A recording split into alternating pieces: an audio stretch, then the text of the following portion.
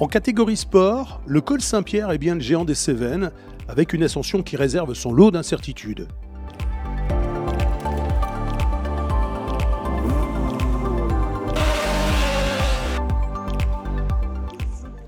Vainqueur de la première manche de la saison à Bagnols-Sabran, Marc Pernaut récidive ce week-end en imposant sa Nova Proto NP01 sur les 5 km 100 de ce tracé mythique. Le Doubien reste accroché à son nuage, la pluie du dimanche ne semble pas l'avoir perturbé.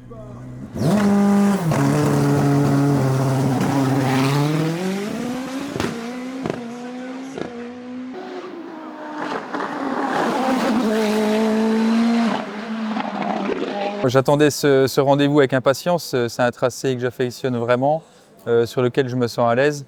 La première montée d'essai a été moyenne, j'avais pas de super pneus, donc j'étais un peu déçu de mon chrono. Après, j'ai décidé de chausser les bons pneus pour la deuxième montée et pour me caler sur la première montée du samedi soir.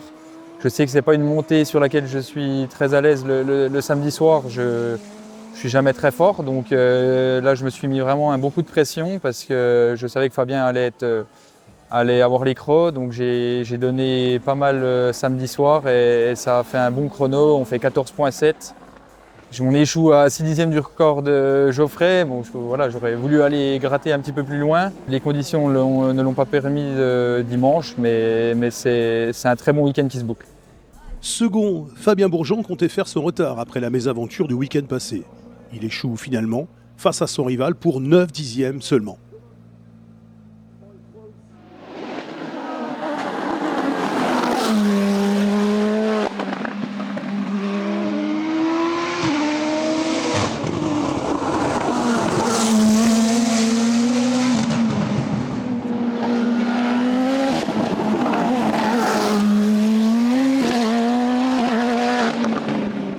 Enfin, comme lors de la première manche, Maxime Doja complète le podium de l'épreuve Cévenol et de l'E2SC 3A et peut revendiquer un statut de challenger pour la saison.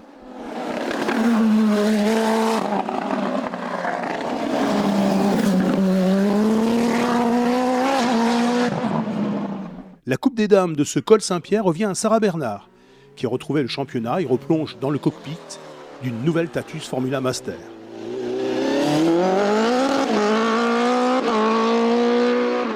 Le Dromois Lucas Clément se classe meilleur jeune du classement sport au volant de l'unique proto de single track ST01 en CM.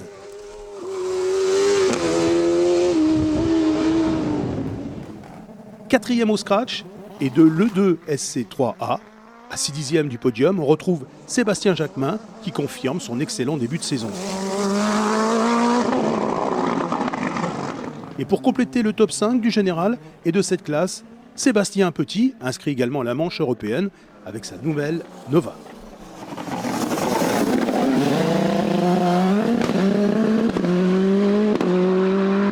Canio Marchione poursuit l'apprentissage de son Revolt et ne veut surtout pas griller les étapes. Il termine 6e de la classe Rennes et devance Samy Gut, le pilote belfortain.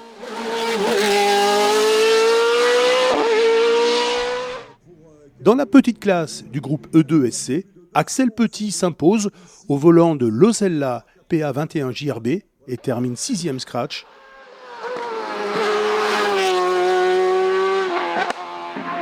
En devançant François-Xavier Thivan, 9e scratch. Un retour probant pour le Normand avec une Nova Proto NP03, un duo à suivre sur le championnat. La troisième marche de la catégorie revenant au pilote gardois Frédéric Tossetto au volant d'une Wolf Thunder GB08. En ESC 2A, la victoire revient à Jean-Jacques Maître, le pilote suisse, qui effectuait là aussi son retour. Dans la classe CN2, pour sa deuxième saison en championnat, Tom Diebold signe un nouveau succès et empoche le gain du groupe CN également.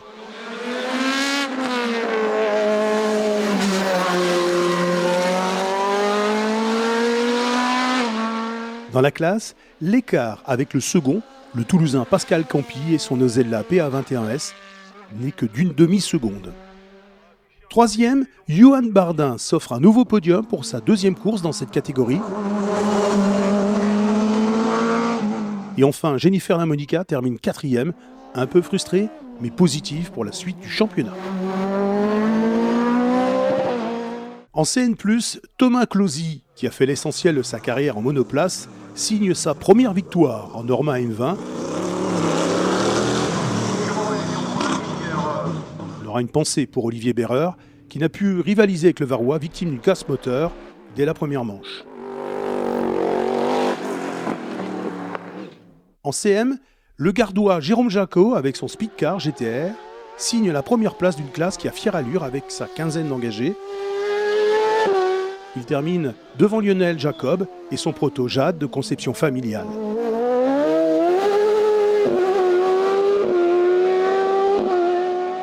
Julien Hadouard prend la 3e place et efface le malheureux souvenir de 2024.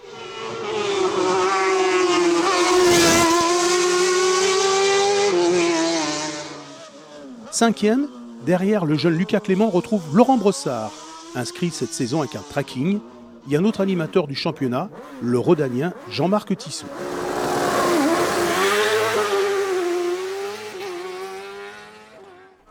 En monoplace, 7e au général, David Diebold, comme à Bagnols-Sabran, signe un nouveau succès de groupe et de classe D8.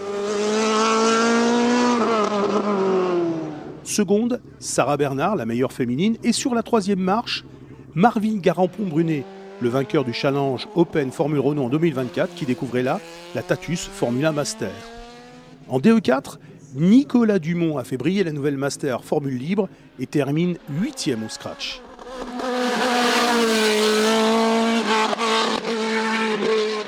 En F3, 10e au général, Ludovic Cholet récidive pour le gain de la classe DE5S.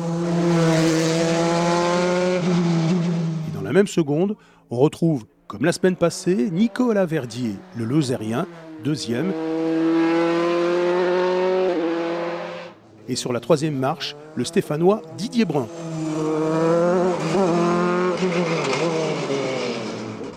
Patrick Cholet, que l'on va suivre sur tout le championnat, échoue au pied du podium, mais marque des points précieux. En DE7, la très animée classe des Formules Renault, Romain Peugeot et sa Tatus s'imposent. Devant Flavien Rognon, meilleur temps de la seconde montée.